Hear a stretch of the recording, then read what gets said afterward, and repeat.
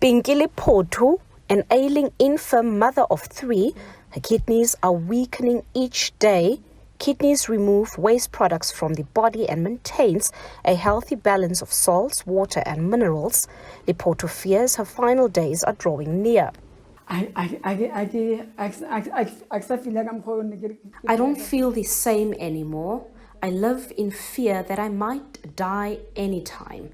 My kidney gives me problems at times. When I get very sick, I worry about my kids.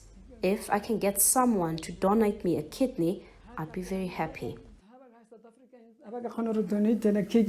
It's almost 5 years since the 54-year-old found out that she urgently needs a new kidney.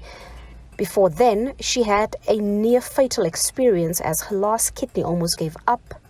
Her other kidney was removed when she was a child, and since 2019, the second kidney started failing too. I used to be very sick and couldn't do anything. I couldn't even walk. I can't believe that I'm still alive.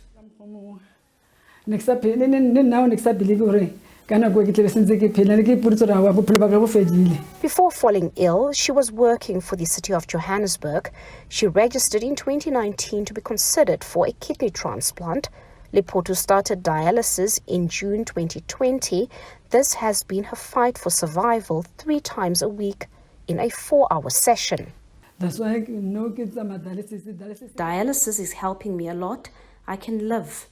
I wouldn't be able to live my life without dialysis.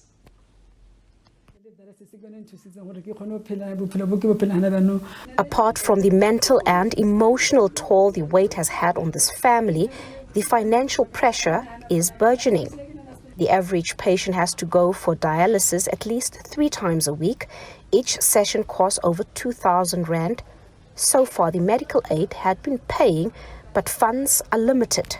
Run out of funds. I've managed to register her for her to have her own medical aid so that it can be able to sustain her as individual. And we are not part of that medical scheme because the funds would be running out like fast. The Department of Health says the biggest challenge for those hoping to get an organ transplant remains the low organ donor availability in the country. Close to 3,000 South Africans are on the organ donation and transplant waiting list, which include kidneys. More often than not, most die without getting help, including children. But the thing which keeps a long waiting list is finding compatible donors. One, in terms of just finding somebody willing to be tested whether they could be a compatible donor. So we would want to encourage South Africans to be more willing to help friends, family, to be tested as to whether you could be compatible, because that actually is the more long-term savior to somebody in kidney failure rather than renal dialysis, which is then becomes very demanding and has to be done twice or thrice a week.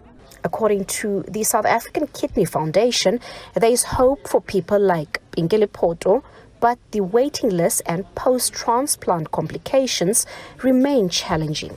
And so to address this imbalance, we need to do 2 things.